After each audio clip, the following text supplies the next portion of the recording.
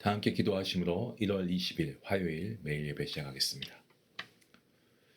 고마우신 하나님, 오늘도 하나님께서 아무 공로 없이 저희에게 은혜로 구원하여 주시고 하나님의 거룩한 백성으로 예배하게 하시니 감사합니다. 오늘도 우리를 돌보시고 인도하시는 주님께 감사의 영광을 올려드립니다. 우리의 삶이 복잡하고 마음이 무거울 때에도 주님은 여전히 선하신 우리의 목자이심을 믿습니다. 이 시간 우리의 마음을 주님께 내어드리며 예배하고자 합니다. 주님, 정말 우리가 우리 마음 가운데 항상 어떻게 될까 하는 염려가 끊임없이 우리를 괴롭힙니다. 하지만 염려가 우리의 주인이 되지 못하게 해주시고 아버지 오직 말씀을 통한 믿음이 우리의 마음을 다스리게 하여 주시옵소서. 우리가 해결책으로부터 찾기 전에 하나님께 먼저 나아가게 하시고 말씀 앞에서 먼저 하나님 앞에 엎드릴 수 있는 아버지 그러한 주님의 자녀가 될 수 있기 원합니다. 오늘 말씀을 통하여서 우리에게 필요한 말씀을 허락하여 주실 줄 믿습니다. 오늘 이 말씀이 하나님의 뜻이 이루어지는 귀한 말씀이 되게 하시고 내가 원하는 것이 아니라 하나님이 원하시는 방법과 하나님의 뜻을 이루어가는 귀한 하나님의 자녀가 될 수 있도록 하나님께서 오늘도 말씀의 은혜를 우리에게 더하여 주시옵소서. 아버지 우리의 가정과 자녀와 일터를 주님 손에 올려드립니다. 하나님께서 평안을 주시고 하나님의 정말 은혜의 날개 안에 거할 수 있는 우리 모두가 될 수 있도록 하나님 함께 하시며 특별히 아버지 질병으로 또 육신의 연약함으로 인하여서 신음하고 고통하는 하나님 우리 환우분들을 주님께서 기억하셔서 하나님 말씀을 통하여서 하나님께서 귀한 은혜로 충만케 허락하여 주시옵소서. 모든 예배 주님께 맡기옵고 감사하며 예수님의 이름으로 기도하옵나이다. 아멘. 찬송가 427장 함께 하시겠습니다.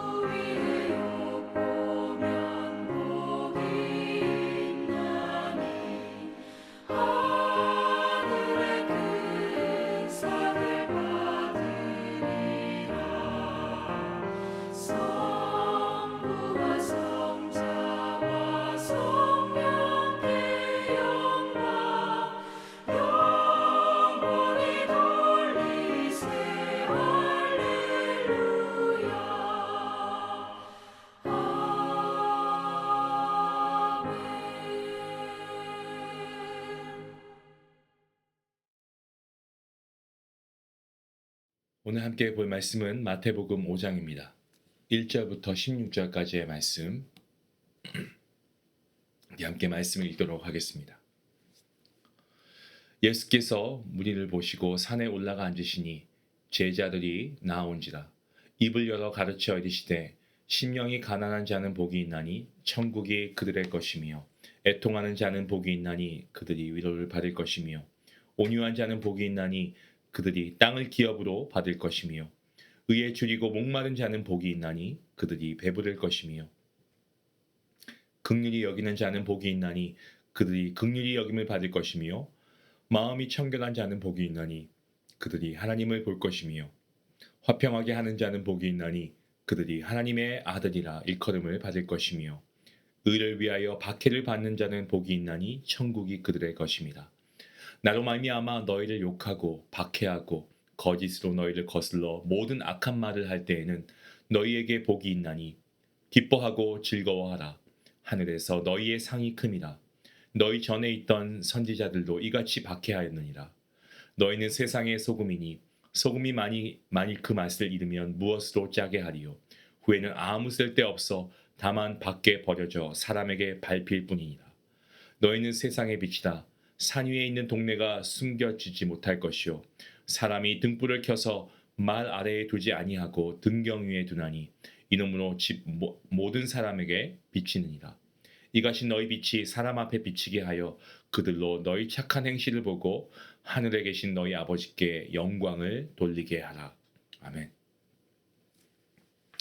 주님께서는 세례 요한에게 세례를 받으시고 광야에서 마귀의 시험을 이기시고, 그리고 후에 천국이 가까이 왔느니라 이 말씀을 선포하시면서 공생의 사역을 본격적으로 시작하셨습니다.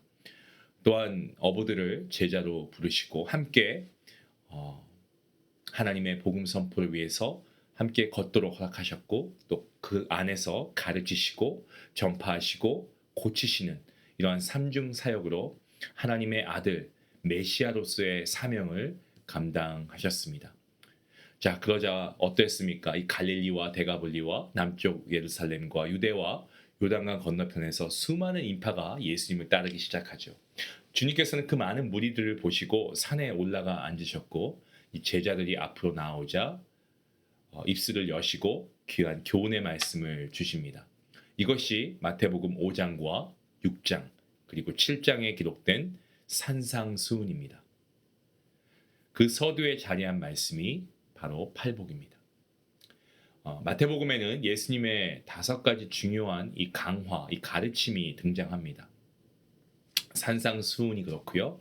또 제자 파송, 또 천국에 대한 비유, 또 교회, 그리고 화, 저주, 이런 것들에 대한 강화, 이 가르침이 바로 그것이죠. 이 많은 학자들이 이 5 강화가 모세오경을 떠올리게 하는 구조를 지니고 있다라고 이야기합니다. 이 5 강화가, 이 가르침이 모세오경을 떠올리게 하는 구조를 지녔다라고 하는데, 유대인 독자들이 익숙한 어떤 그 모세의 가르침을 연상시키는데, 오히려 그것을 넘어서는 더 큰 권위, 다시 말씀드리면 율법과 어떤 선지자의 완성으로 오신 예수 그리스도의 위대함을, 탁월함을 드러내기 위함이다라는 것이죠. 그 첫 번째 관문이 이 팔복입니다. 팔복은 복 있는 사람의 조건이고, 또한 예수님의 제자, 곧 천국 시민의 특징을 보여주고 있습니다. 본문 1절과 2절 말씀은 산상수훈 이 전체의 서론 부분입니다. 이렇게 기록하고 있습니다. 예수께서 무리를 보시고 산에 올라가 앉으시니 제자들이 나아온지라. 입을 열어 가르쳐 이르시되. 자, 우리 주님의 관심은 이 무리의 호기심을 채우는 데 있지 않았음을 우리는 주목해야 됩니다. 주님께서는 어떻습니까? 제자들을 부르시고 가르치시고 훈련시키시는데 사역의 중심을 두십니다. 예수님의 제자들은 이 주요 강화의 현장마다, 이 가르침의 현장마다 함께했고, 주님의 많은 사역에 동참했습니다. 동행했습니다. 그리고 예수님께서 승천하시기 직전에 주님께서는 그들에게 마지막 과업을 주셨는데, 우리가 잘 알고 있는 마태복음 28장 마지막 절에 있는 말씀이죠. 제자를 삼으라는 말씀이죠. 때문에 우리는 오늘 질문해야 됩니다. 나는 주님의 말씀을 받고 그 가르친 대로 살고자 힘쓰는 제자인가? 그리고 내가 제자로 세움받기 위해서 그러한 삶을 살고 있는가? 예수님께서는 참 제자의 모습이 어떠한가를 이 팔복을 통해서 정의해 주고 계신다라는 것입니다. 예수님께서는 율법과 선지자의 완성자로서 복 있는 사람의 의미를 아주 새롭게 열어주고 계십니다. 그 첫 번째 특징이 뭡니까? 심령의 가난함입니다. 심령이 가난한 자. 3절 말씀이죠. 가난이라고 했을 때 이것은 어떠한 상태일까요?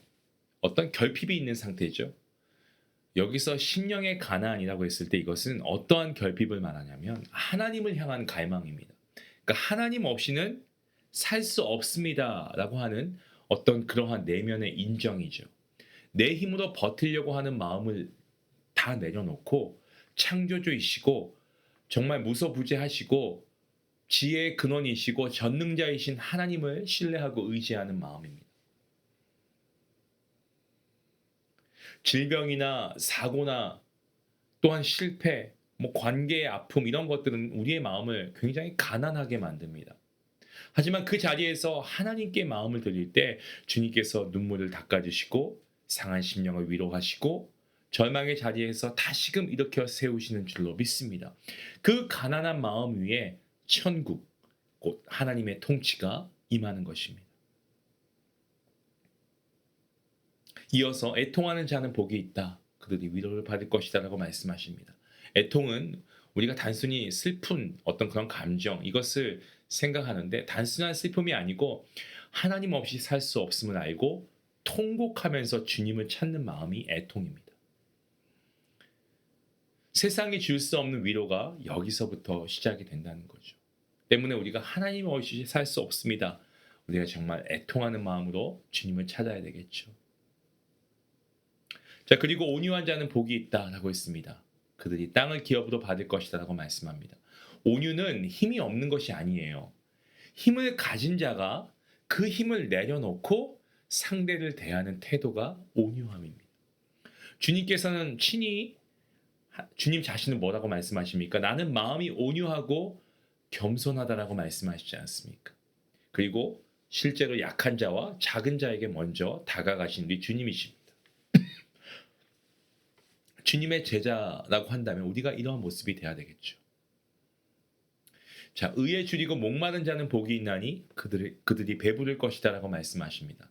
이 산상수훈에서 의라고 했을 때 이것은 어떤 외형적인 형식이 아니고 어떤 중심의 순종입니다. 그러니까 미움은 살인과 같고 그리고 어떤 기도나 금식이나 구제 이런 것들은 사람에게 보이기 위한 것이 아니고 하나님 앞에서 진실되게 해야 한다는 가르침이 뒤따르고 있습니다. 그러니까 의에 대한 갈망이 깊을수록 하늘의 배부름이 경험되어진다라는 말씀이죠. 다음으로 긍휼히 여기는 자는 복이 있다. 그들이 긍휼히 여김을 받을 것이다 라고 말씀하십니다. 예수님께서는 병든 자와 방황하는 무리를 보시고 불쌍히 여기시죠. 여러분 이 긍휼한 마음은요 제자의 성품입니다. 가족과 동료와 약한 자와 가난한 자 복음을 모르는 이들을 향해서 주님의 마음으로 우리가 한 걸음 나아가야 됩니다. 이 긍휼함을 가지고 있어야 된다는 거죠. 또 마음이 청결한 자는 복이 있다라고 했습니다. 그들이 하나님을 볼 것이다.